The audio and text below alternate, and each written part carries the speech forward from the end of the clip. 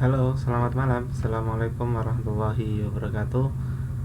Selamat datang di kelas PPKN. Bertemu lagi dengan saya, Fahri Mansur. Kita kembali lagi bertemu di kelas PPKN, khususnya di kelas KPB 9 semester 5. Selamat malam, Mbak Siti Nur Aini. Waalaikumsalam warahmatullahi wabarakatuh. Selamat malam juga, Mbak Siti Nur Aini. Bagaimana kabarnya?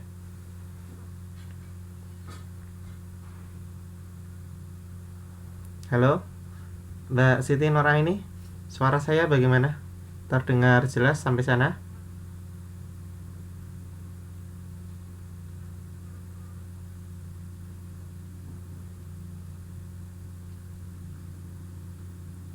Halo,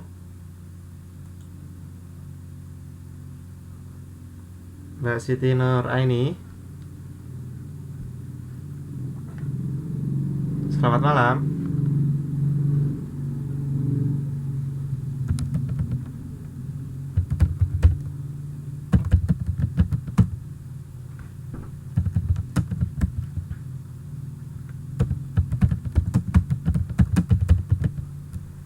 Halo.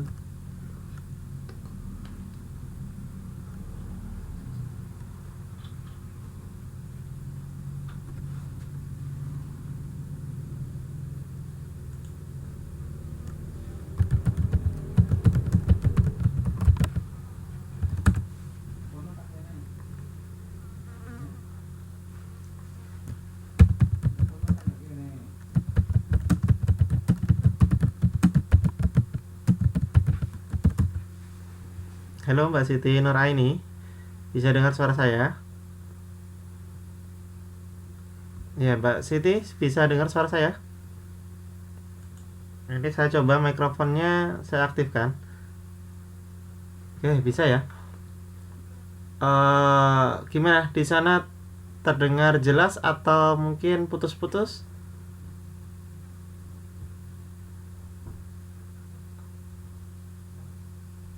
Ini mikrofonnya saya coba aktifkan ya, Mbak. Oke, alhamdulillah jelas.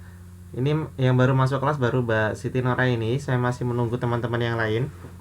Ini saya coba aktifkan dulu mikrofonnya. Kita bisa berbincang-bincang terlebih dahulu.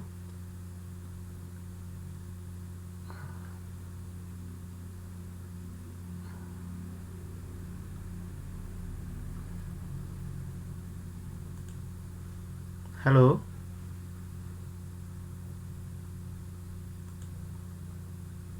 Halo, Mbak Siti. Halo. Suara Mbak Siti tidak kedengaran ini. Oh gitu ya. Nggak apa-apa. Saya off-kan lagi ya. Nggak apa-apa, kita sambil menunggu teman-teman yang lain. Tidak masalah, kita tunggu dulu teman-teman ya. Untuk sinyal di tempat saya malam hari ini kurang begitu bagus. Di sini berubah jadi merah tandanya. Semoga nanti bisa lancar aja sampai dengan akhir. Pada malam hari ini kita waktunya lebih lama karena untuk mengganti waktu kemarin yang kita sempat tidak bisa masuk ke kelas. Ini saya ganti pada malam hari ini kita 3 jam pelajaran. Nanti minggu depan juga kita 3 jam pelajaran sebagai gantinya, biar pas, biar sesuai dengan waktu yang telah ditentukan. Sebetulnya sama. Sebetulnya kita sudah memasuki 9 kali pertemuan, namun karena kemarin kita sempat terhalang tidak bisa masuk kelas, sehingga pertemuan kita baru berapa? 8 kali ya. 8 kali pertemuan. Ini 9,5 pada malam hari ini. Terhitungnya jadi 9,5. Oke, kita sambil menunggu teman-teman yang lain. Mungkin Mbak Siti bisa bantu saya untuk menghubungi teman-teman. Ini juga saya coba masuk ke grup untuk memberitahukan bahwasanya kelas sudah dimulai. Oke, bentar.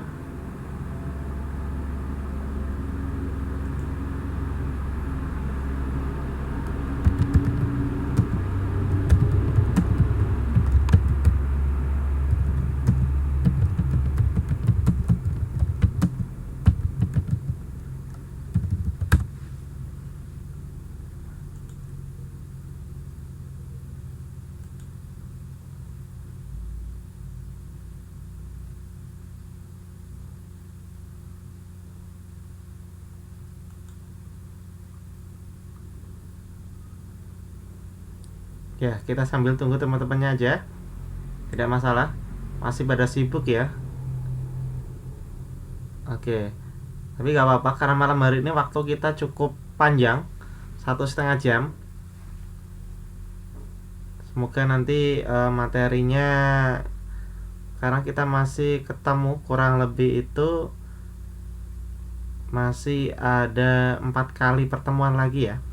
4 kali pertemuan itu sudah, kalau nggak salah sudah termasuk dengan ujian akhir semester di bulan Januari ini.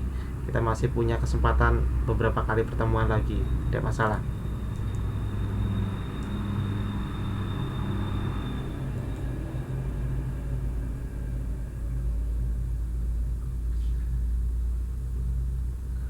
Sambil menunggu teman-temannya, ini kita flashback kembali materi kita untuk mata pelajaran PPKN berkaitan dengan otonomi daerah kemarin yang sudah pernah kita bahas.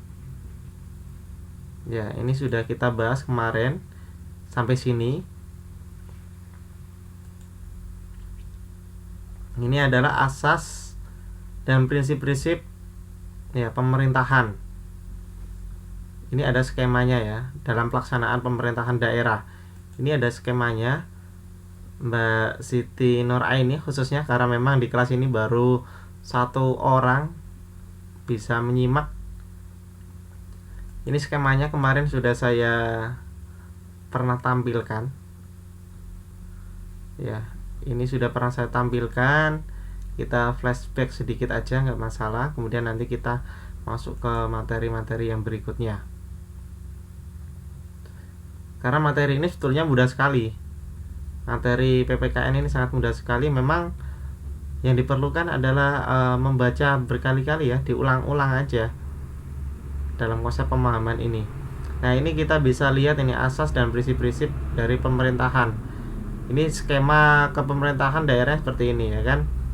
Yang pertama memang otonomi daerah itu kita bisa lihat pada pasal 18 ayat 1 yang bunyinya adalah Negara Kesatuan Republik Indonesia dibagi atas daerah-daerah provinsi, dan daerah provinsi itu dibagi atas kabupaten dan kota, yang tiap-tiap provinsi, kabupaten, dan kota itu mempunyai pemerintah daerah yang diatur dengan undang-undang. Ini sudah saya jelaskan kemarin. Memang negara kita adalah negara yang berdaulat. Kita memiliki batas wilayah gitu kan. Batas wilayah negara kita yang tentunya sangat luas sekali, terbentang luas mulai dari Sabang sampai Merauke, yang terbagi atas berbagai macam pulau. Nah, di dalam pulau-pulau itu ada yang namanya provinsi. Ada provinsi-provinsi. Nah, di tiap-tiap provinsi itu masih terbagi atas kabupaten dan kota. Nah, dalam penyelenggaraan kepemerintahan di kabupaten dan kota itu adalah model pemerintahan daerah. Artinya apa? Pemerintahan pusat sudah menyerahkan wewenangnya kepada pemerintah daerah untuk mengatur daerahnya sendiri. Namun masih dibatasi dengan aturan perundang-undangan. Yang artinya apa? Dalam proses pelaksanaan pemerintahan pusat itu tidak melenceng dari aturan-aturan yang sudah ditetapkan oleh negara. Itu pun ketika membuat suatu undang-undang masih dalam pengawasan pemerintah pusat.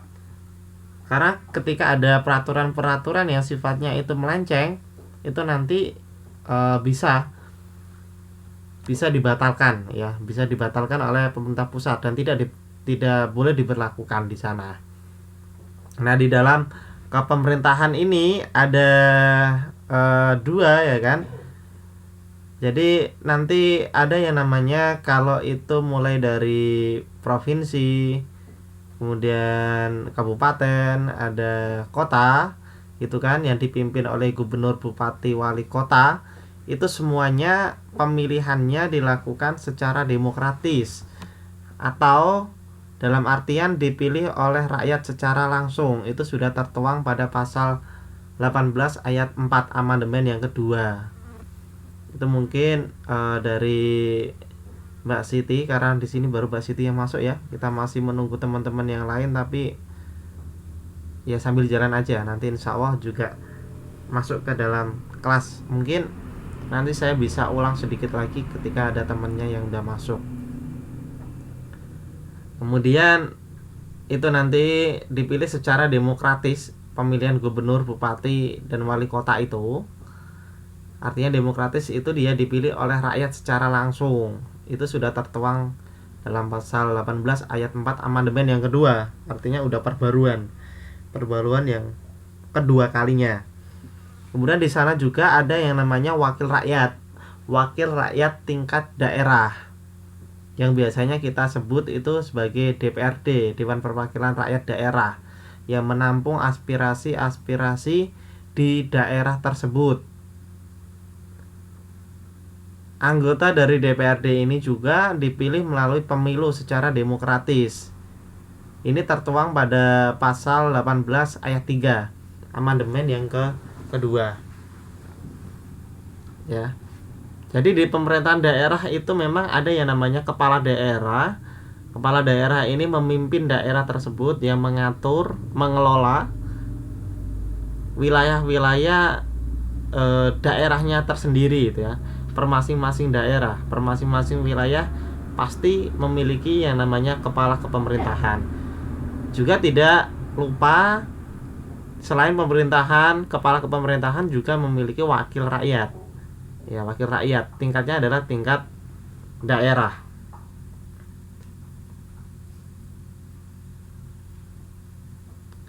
Seperti itu. Ya.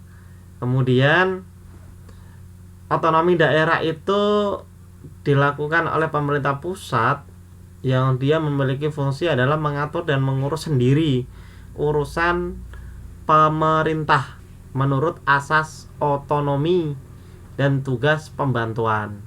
Ini sudah tertuang pada pasal 18 ayat 2. Selain itu juga menjalankan otonomi seluasnya, kecuali ya ada kecualinya ya, urusan pemerintahan yang oleh UU ditentukan sebagai urusan kepemerintahan pusat. Ini sudah ada tertuang pada pasal 18 ayat 5. Itu yang sudah kita bahas di awal-awal ya. Udah kita awal-awal ada rambu-rambu mana yang boleh diatur oleh pemerintah kabupaten dan mana yang memang itu sudah menjadi tanggung jawab dari pemerintah pusat. Artinya apa?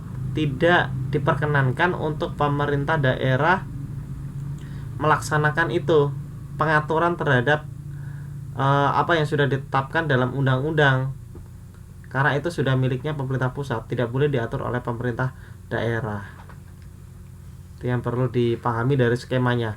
Skemanya seperti ini. Ini udah jelas sekali skemanya ya. Jadi di suatu daerah itu pasti ada kepemerintahan daerahnya. Nah, pemerintahan daerah ini nanti ada yang namanya kepalanya, kepala daerah, kepala pemerintahan daerah, dan juga ada yang namanya Dewan Perwakilan Rakyat yang menampung aspirasi rakyat. Ini tingkatnya adalah tingkat daerah. Kepala pemerintahan, karena itu di daerah, dia terbagi atas berbagai macam ya kan, ada provinsi, kabupaten, kota. Ya, yang provinsi ada gubernur, kemudian ada bupati tingkat kabupaten, dan ada wali kota untuk tingkat kotanya. Itu semua dipilih secara demokratis. Diiringi juga anggota DPRD yang menampung aspirasi rakyat. Saya ulang lagi ya. Ini semua. Kemarin ini sudah pernah kita singgung. Selain itu juga pemerintah daerah juga berhak menentukan peraturan daerah dan peraturan lain untuk melaksanakan otonomi dan tugas pembantuan. Seperti itu.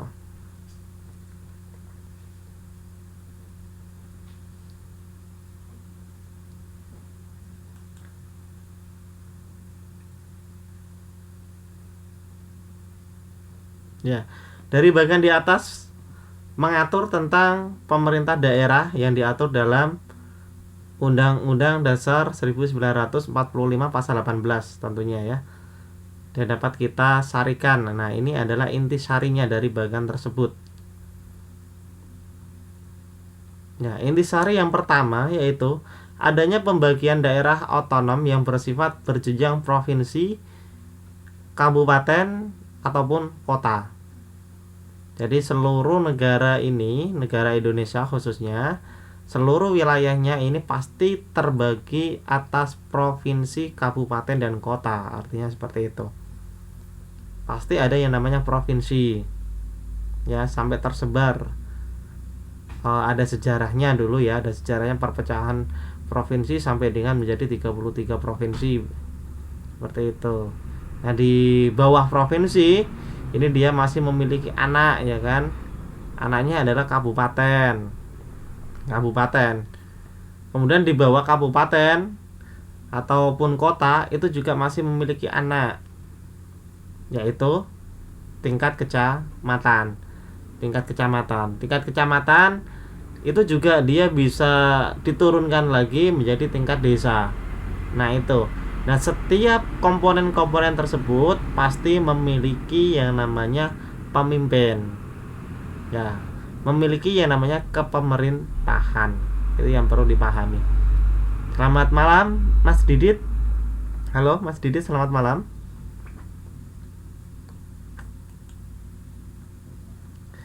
Kemudian intisari yang kedua yaitu daerah otonom mengatur dan mengurus urusan pemerintahan menurut asas otonomi dan tugas pembantuan. Ini intisari yang kedua tadi. Dia mengurus dan mengatur otonomi daerahnya masing-masing. Maka apa? Aturan-aturan. Ya, selamat malam. Mas Didit, apa kabar? Mas Didit jarang masuk ya ini. Halo, Mas Didit. Ya, itu Mas Didit diminta untuk duduk di sebelahnya Mbak Siti Nuraini. Ya, oke. Daerah otonom mengatur dan mengurus urusan pemerintahan. Artinya apa? Dia berikan suatu wewenang dari pemerintah pusat untuk mengatur daerahnya masing-masing. Karena yang mengetahui karakter budaya di daerah masing-masing ya pemerintah pusat itu, yang mengetahui rakyat di daerah masing-masing ya pemerintahan itu. Ya, nggak apa-apa Mas. Alhamdulillah malam hari ini bisa masuk ke kelas ya. Kalau nggak salah untuk ini Mas Didit, untuk UTS belum ya? Halo, Mas Didit, UTS-nya belum dikirim ya?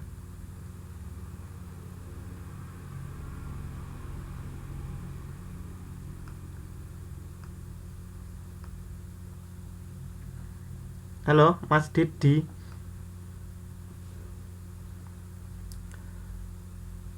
Ya, oke, berarti belum kan? Siapa tahu saya ini kelewatan gitu kan? Saya takutnya kelewatan. Ya udah, berarti kan betul. Segera dikirim ya, Mas. Oke, baik. Saya tunggu. Kita simak lagi untuk pembahasan ini. Intisari dari tadi bagian yang sudah kita bahas, intisarinya sama sebetulnya.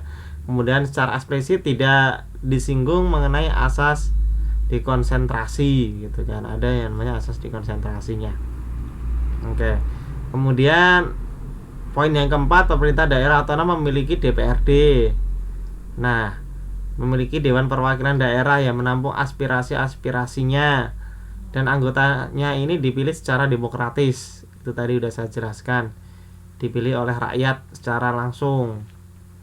Kemudian kepala daerah juga dipilih secara demokratis, kepala daerahnya, kayak gitu gubernur, bupati, wali kota, itu dia ada namanya pemilihan kepala daerah secara demokratis. Artinya yang memilih adalah rakyat secara langsung. Kemudian pemerintah daerah menjalankan otonomi seluas-luasnya kecuali urusan pemerintahan yang oleh undang-undang memang tidak boleh diurusi oleh pemerintah daerah. Itu sudah ditangani oleh pemerintah pusat. Itu yang perlu dipahami. Ini adalah intisari dari bagian tadi yang tertera dalam Undang-Undang Dasar 1945 pasal 18. Intisarinya ini.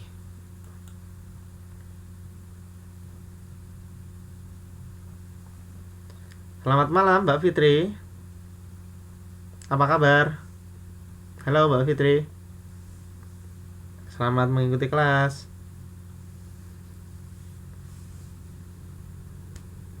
Baik, kita kembali lagi ke papan tulis. Ya, selamat malam juga. Ini kembali lagi ke papan. Bisa dilihat slide-nya. Mungkin yang sudah ketinggalan tadi bisa dibuka-buka lagi slide-nya ke belakang. Tidak begitu jauh ketinggalannya, nggak apa-apa. Ini ada berbagai macam pengertian yang perlu dari teman-teman KPB ini pahami. Yang pertama yaitu pemerintah daerah. Pemerintah daerah yaitu penyelenggaraan urusan pemerintahan oleh pemerintah daerah dan DPRD menurut asas otonomi dan tugas pembantuan dengan prinsip otonomi seluas-luasnya dengan sistem dan prinsip NKRI. Itu adalah pemerintahan daerah. Dia melaksanakan penyelenggaraan kepemerintahan. Nah, yang menyelenggarakan adalah pemerintah daerah. Siapa itu pemerintah? Itu kan. Terkadang ada berbagai macam pertanyaan, pemerintah itu sebetulnya siapa? Gitu kan.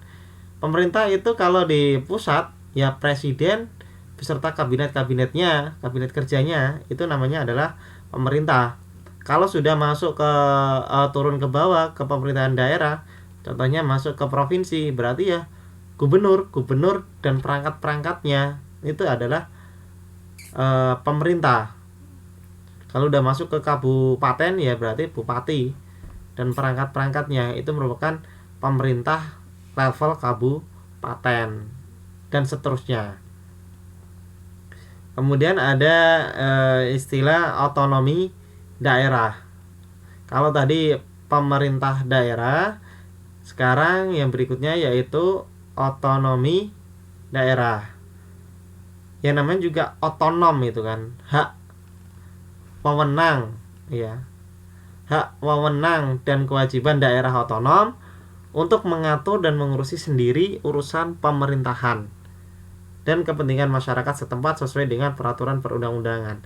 Intinya dia diperbolehkan mengatur terserah. Yang penting semuanya adalah demi kebaikan, demi kemajuan, demi perkembangan gitu kan, wilayahnya ataupun daerahnya. Mungkin bisa dikatakan aturan antar daerah itu berbeda-beda. Kayak gitu. Aturan antar daerah itu berbeda-beda, tidak sama. Jadi perlu teman-teman ini pahami itu. Mungkin teman-teman ini kan berasal dari berbagai macam wilayah. Tentu ada berbagai macam aturan-aturan yang diterapkan oleh pemerintah di wilayahnya masing-masing. Contohnya saya sendiri mungkin di Jepara gitu kan. Belum tentu aturannya itu sama yang ada di Semarang. Belum tentu aturannya itu sama yang ada di Kudus, yang ada di Pati, yang ada di Rembang. Pasti mereka memiliki aturan-aturan yang berbeda pula sesuai dengan karakter budaya dari masyarakat di sana, kultur dari masyarakat di sana. Baik, selamat malam Mbak Rara. Selamat mengikuti kelas. Seperti itu ya. Itu adalah perbedaan antara pemerintah daerah dan otonom daerah. Kalau pemerintahan itu artinya penyelenggaraannya. Kalau otonom itu adalah hak untuk mengatur daerahnya. Diberikan hak untuk mengatur daerahnya. Itu bedanya. Jadi hati-hati, ini jangan sampai nanti kebalik-balik ya kan. Pemahaman dari pemerintah daerah dan otonomi daerah, jangan sampai terbalik-balik.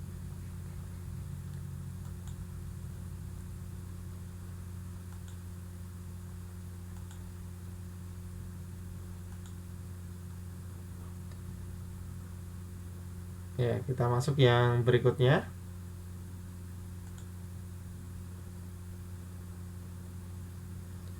Tadi ada pemerintahan daerah, ada otonomi daerah. Kemudian ada yang namanya daerah otonom. Daerah otonom ini merupakan kesatuan masyarakat hukum yang mempunyai batas-batas wilayah yang berwenang mengatur dan mengurus urusan pemerintahan dan berkepentingan masyarakat setempat menurut prakarsa sendiri berdasarkan aspirasi masyarakat dalam sistem NKRI. Daerah otonom artinya yaitu bisa dikatakan penghuninya. Masyarakat hukum adalah dikatakan di sini masyarakat yang berada di suatu daerah ya memang dia resmi tinggal di daerah tersebut. Dia terikat oleh aturan-aturan yang berada di daerah tersebut. Masyarakat hukum, bukan masyarakat yang dia memiliki sifat ilegal. Artinya dia masyarakat yang resmi. Dia terikat oleh aturan-aturan yang ada di situ. Ya.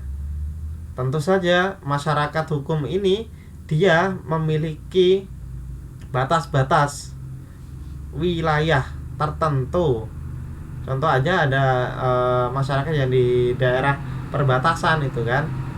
Itu walaupun dia satu langkah saja sudah memasuki daerah, artinya kalau dia masih di ini perbatasan, contohnya di Jawa Tengah dan Jawa Timur misalkan aja, walaupun dia masih di perbatasan, kalau dia masyarakatnya masyarakat Jawa Timur, walaupun dia satu langkah, ya dia tidak bisa dikatakan dia adalah masyarakat Jawa Tengah ketika dia melangkah ke Jawa Tengah dan sebaliknya, karena dia terikat aturan-aturan yang berada di daerahnya tersebut. Dia termasuk masyarakat daerah Jawa Timur, nah seperti itu.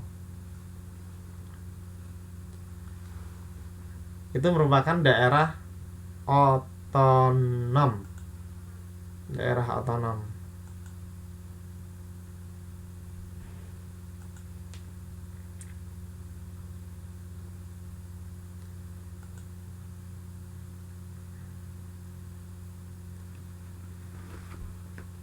Oke, sebentar baru memutar slide-nya.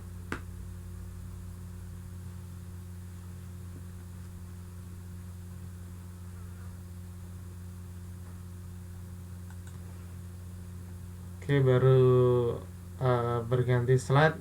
Coba karena memang kebetulan malam hari ini sinyalnya kurang begitu bagus. Bentar.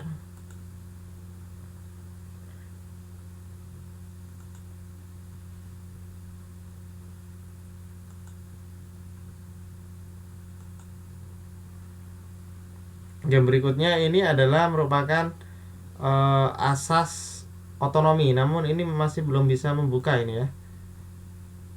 Ya, asas otonomi. Baik. Ya, asas otonomi. Asas otonomi itu apa sih? Mungkin dari teman-teman yang di sana bisa membuka slide-nya. Kalau sinyalnya bagus, insya Allah bisa. Asas otonomi sering disebut dengan asas desentralisasi. Ya. Asas otonomi ini sering disebut dengan asas desentralisasi. Yang artinya adalah penyerahan wewenang pemerintah oleh pemerintah pusat kepada daerah otonomi untuk mengatur dan mengurus urusan pemerintahan dalam sistem NKRI. Itu merupakan adalah asas otonomi. Asas otonomi atau biasa disebut dengan asas desentralisasi, yaitu penyerahan wewenang dari pemerintah pusat kepada pemerintah daerah untuk mengatur daerahnya sendiri. Ya, bentar, ini masih belum bisa berpindah ya slide-nya. Daerah otonom, kemudian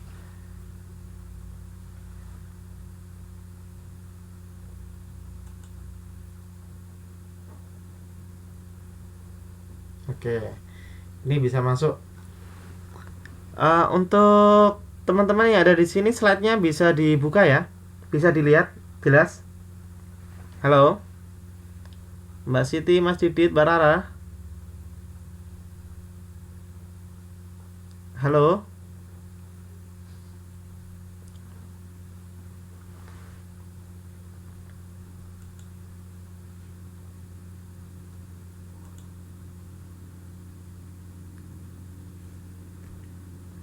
Halo?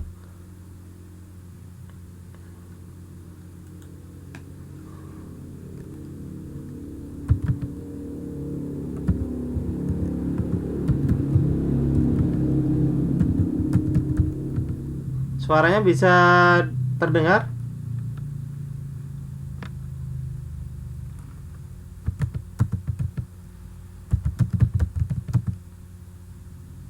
Ya, bisa ya, bisa dengar ya.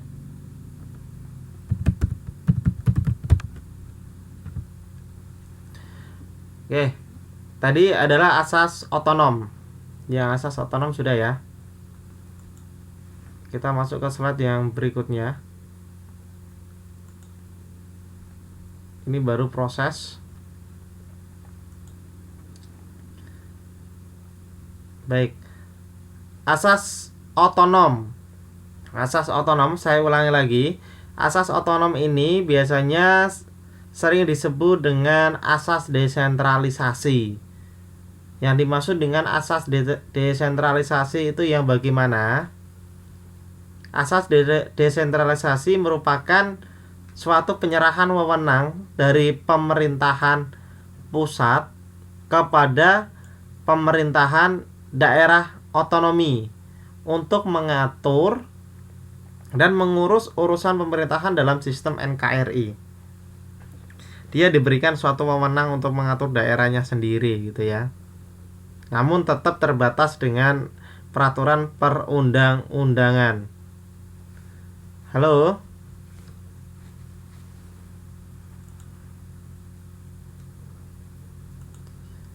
Halo? Untuk semuanya bisa dengar suara saya?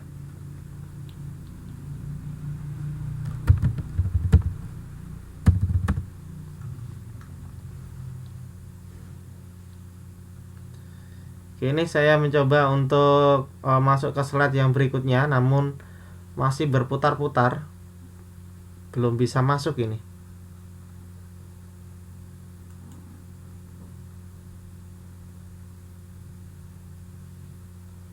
Halo? Suaranya hilang-hilang ya? Bentar. Untuk sinyal di sini memang tidak begitu bagus sinyalnya. Ya, untuk latensinya lumayan bagus ini ya. Namun ini kenapa slide-nya nggak bisa geser ini?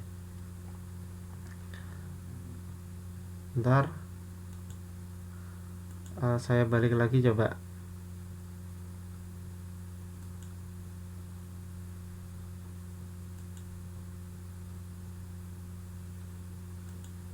Daerah otonom tadi sudah.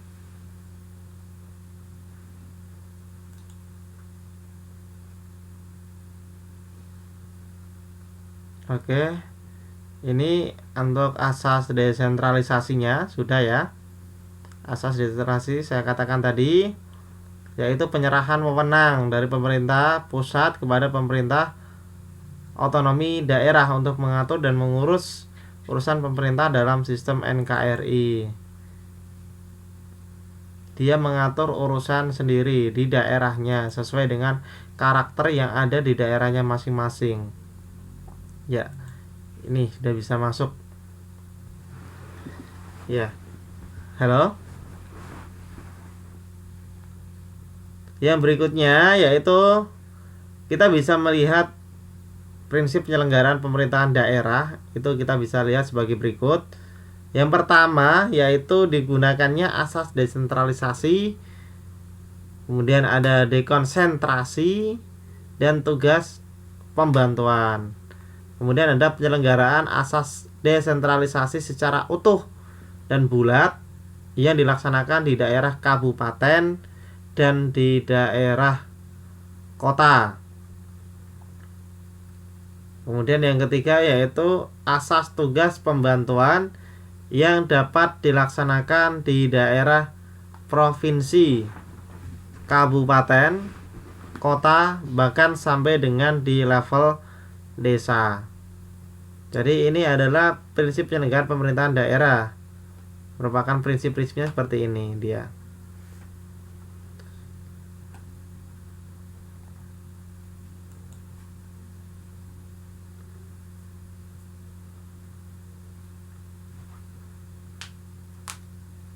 Kita masuk yang berikutnya, bentar.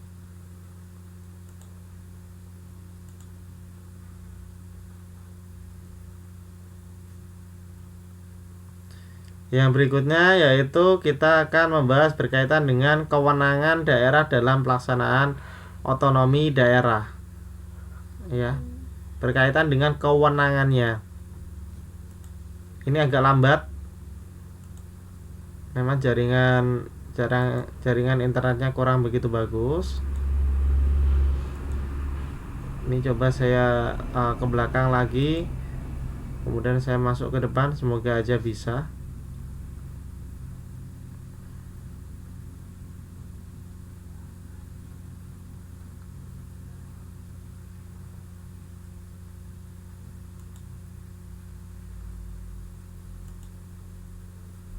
Halo, suara saya masih hilang-hilang, Mbak? Oke, ini tadi prinsip penyelenggaraan pemerintah daerah sudah. Nah, yang berikutnya yaitu kewenangan daerah dalam melaksanakan otonomi daerah. Jadi ada kewenangan-kewenangan oleh pemerintah daerah dalam melaksanakan kepemerintahan di daerah tersebut. Ya, kita bisa lihat coba.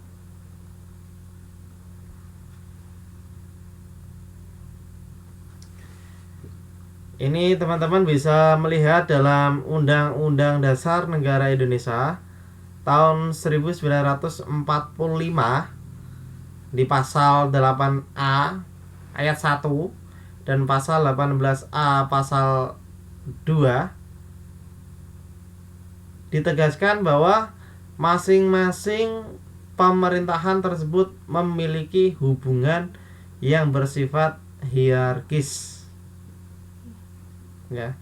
Berdasarkan kedua ayat tersebut dapat dijelaskan bahwa ini yang perlu kita pahami bersama dari penjelasan ayat tersebut, antar susunan pemerintahan memiliki hubungan yang hierarkis. Kemudian pengaturan hubungan pemerintahan tersebut memperhatikan kekhususan dan keragaman daerah, karena kita tahu bahwasanya negara kita itu adalah negara yang multicultural ya. Ada berbagai macam kebudayaan, keberagaman daerah-daerah itu. Sebetulnya mereka itu harus memiliki hubungan satu sama lain ya. Yang hubungan itu memang sebetulnya tidak boleh terpisahkan, dia tidak boleh dipisah. Antara pemerintah pusat dan pemerintah daerah memiliki hubungan keuangan, pelayanan umum, dan pemanfaatan sumber daya. Nah, khususnya dalam bidang keuangan ini yang memang dia masuk diatur oleh negara. Maksud saya adalah diatur oleh pemerintah pusat, khususnya dalam bidang keuangannya. Dalam bidang pelayanan umum memang tidak bisa terputus oleh pemerintah pusat. Dia masih diawasi dan memang sangat kental sekali atau sangat erat sekali hubungannya dengan pemerintah pusat. Khususnya dalam bidang ini, bidang keuangan, pelayanan umum, dan pemanfaatan sumber daya. Baik itu sumber daya alam maupun dari sumber daya manusianya. Kemudian pengaturan hubungan sebagaimana disebut pasal 18A ayat 1 diatur lebih lanjut dalam UU RI nomor 32 tahun 2004 tentang pemerintahan daerah berkaitan dengan pengaturan hubungan gitu. Kemudian ada pengaturan hubungan sebagaimana disebutkan pasal 18A ayat 2 diatur lebih lanjut dalam UU RI nomor 33 tahun 2004 tentang perimbangan keuangan antara pemerintah pusat dengan pemerintah daerah. Ya, karena kalau kita sudah berbicara masalah keuangan, ini sudah sangat riskan sekali ya, bisa dikatakan seperti itu. Kalau kita sudah berhubungan dengan keuangan, itu membutuhkan suatu pengawasan yang khusus. Makanya apa? Pemerintah pusat pasti ikut campur dalam proses penanganan keuangan, biar tidak terjadi suatu hal-hal yang sifatnya negatif, tidak diharapkan. Bahkan mungkin di suatu daerah itu pendapatan yang sebetulnya bisa lebih, tapi ternyata berkurang gitu kan, karena mungkin ada oknum-oknum yang kurang bertanggung jawab. Nah, seperti itu. Ini adalah merupakan kewenangan dalam pelaksanaan otonomi daerah.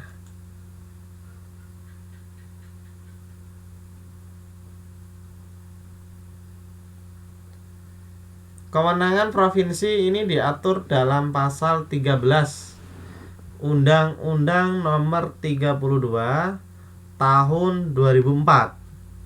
Uraiannya adalah sebagai berikut. Yang pertama, yaitu urusan wajib yang menjadi kewenangan pemerintahan daerah provinsi, di antaranya yaitu perencanaan dan pengendalian pembangunan.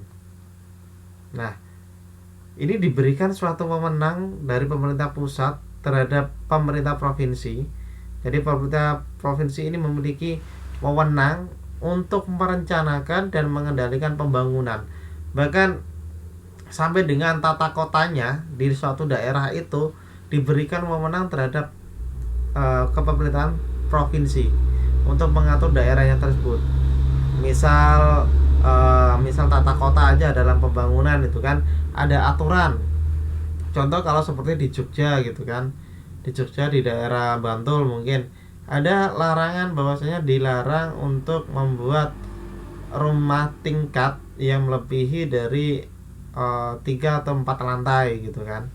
Karena apa? Di sana, karena di daerah sana sering terjadi yang namanya gempa bumi.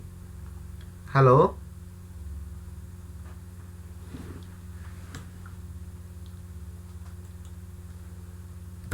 Halo?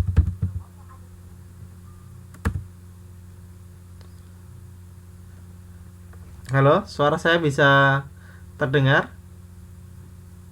Halo? Suara saya bisa kedengaran?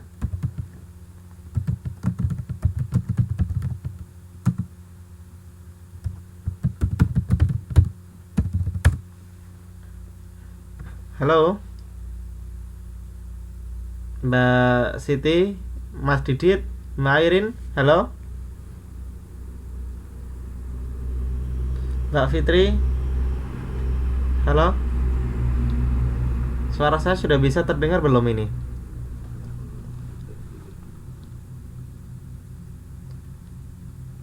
Tidak ada. Mbak Airin, gimana? Suara saya bisa kedengaran? Selain Mbak Siti, Nora ini. Kalau kayak kemarin itu kan di kelas KPA suara saya pun katanya tidak kedengaran, tapi salah satu dari temennya bisa mendengar. Tidak bisa. Ini kenapa ya?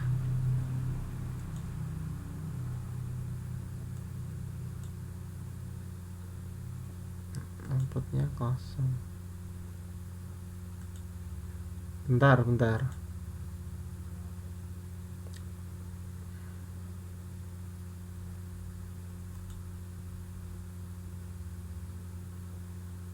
Oke, mikrofonnya sudah bagus. Halo? Sudah ada perubahan, Mbak? Suara saya sudah bisa kedengaran sekarang?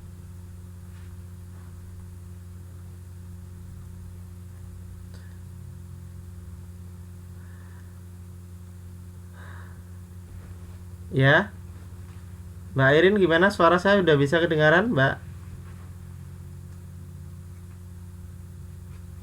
Nah, ini salah satu kendala dari pembelajaran secara virtual ya memang seperti ini ya kelemahannya.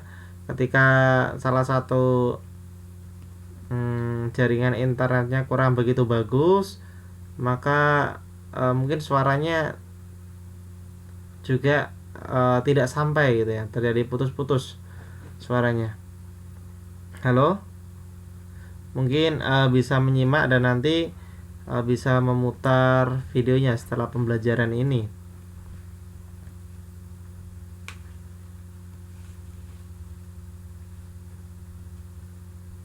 Halo, Mas Didit, Mbak Irin, Mbak Fitri, bisa dengar suara saya?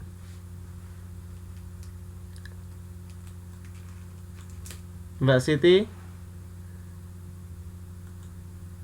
halo.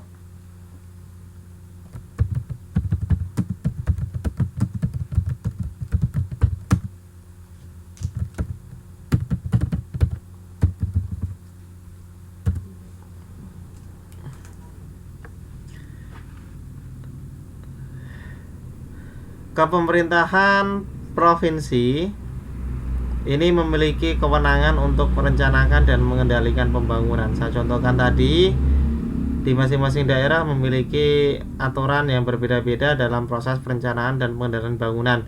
Mereka diberikan hak untuk merencanakan dan mengendalikan pembangunan yang ada di daerahnya masing-masing. Dan ini tidak sama di satu wilayah dengan wilayah yang lain. Contohnya aja saya contohkan tadi di Jogja, di daerah Bantul itu ada larangan untuk membuat bangunan yang tinggi gitu ya, karena di sana rawan terjadi suatu gempa bumi.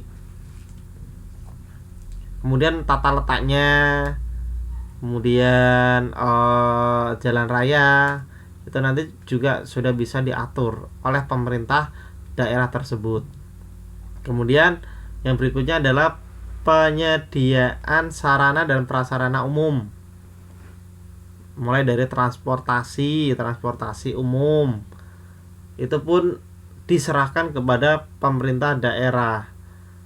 Transportasi umum yang diberlakukan di daerahnya itu apa saja, apakah ada bus, apakah ada trans gitu kan. Contoh kalau di Jakarta ada namanya Transjakarta kayak gitu. Di Semarang juga ada Trans Semarang.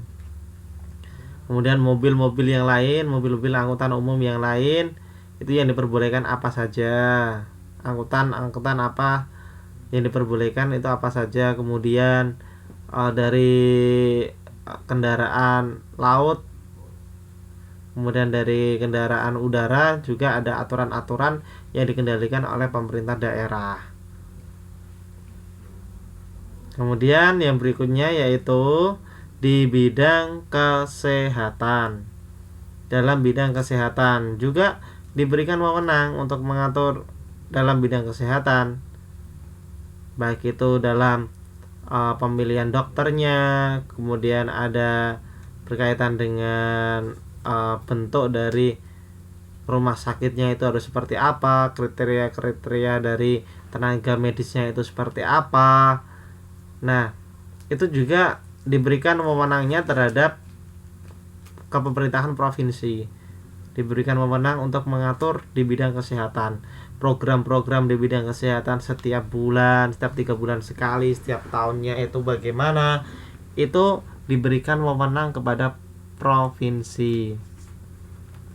Kemudian ada yang namanya pengendalian lingkungan hidup.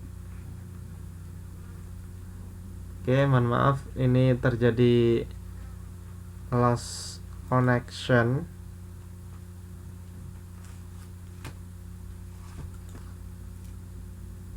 Iya, sebentar, terjadi lost connection ini ya. Coba.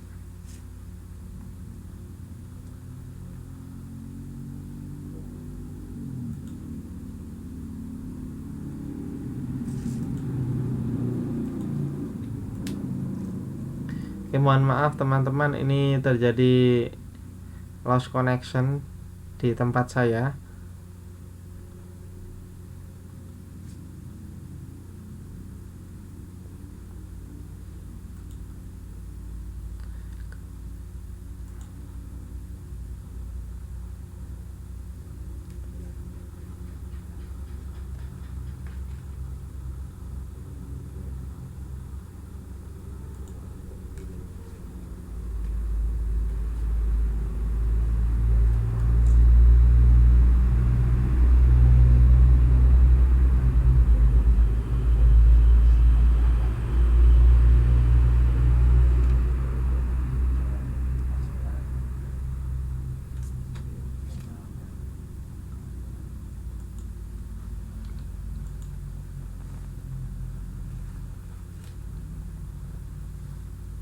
Ini saya coba untuk menyambungkan kembali, semoga bisa tersambung.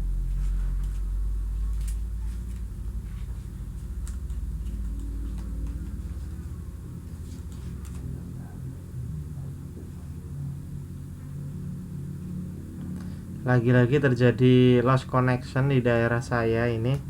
Jaringan internetnya sangat lemah sekali. Dan pembelajaran masih lama ya, masih setengah jam. Ini yang 1 jam ini ya betulnya sudah hampir selesai, cuma kurang setengah jam lagi malah seperti ini koneksinya.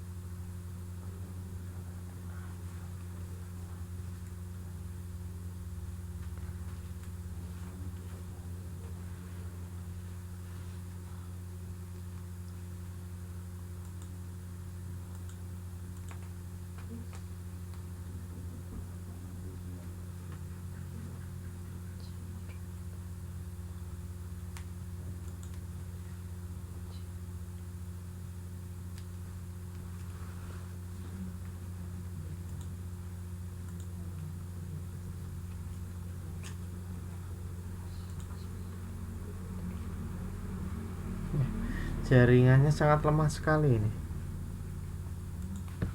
Bentar.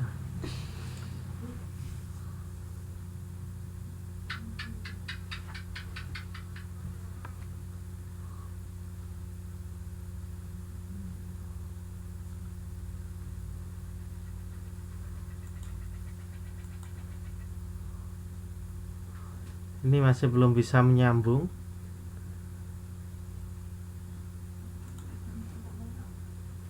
Iya, sangat lemah sekali ini.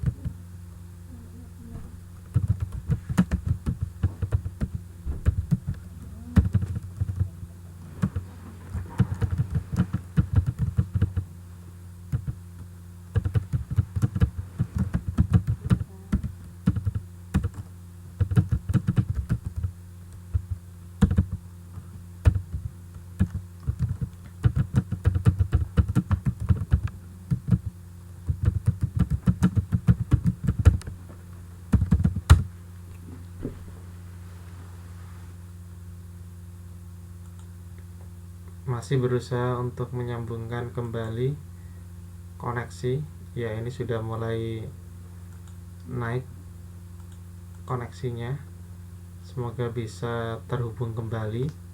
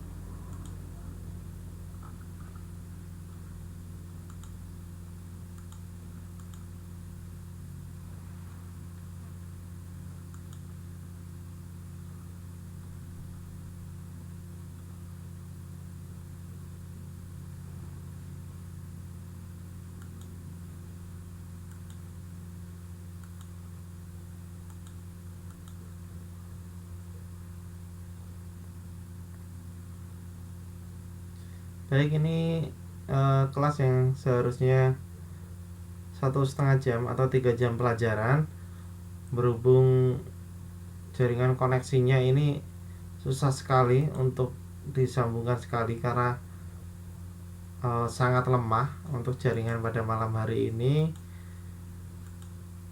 Ini saya coba untuk masuk ke grup untuk memberikan informasi berkaitan dengan lost connection ini, namun juga saya mengalami kesusahan karena gagal terus dalam proses penyampaian informasinya. Ini saya menunggu, semoga masih bisa terhubung.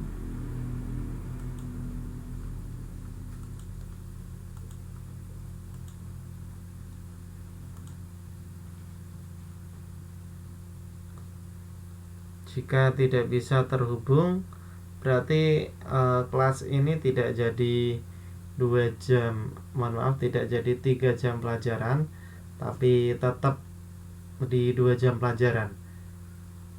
Bisa kita ganti 3 jam pelajaran di minggu yang akan datang, jika memang sudah tidak memungkinkan lagi untuk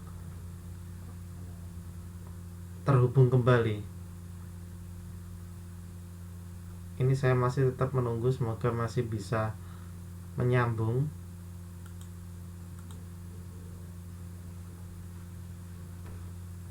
Oke, jaringannya sangat lambat sekali ini.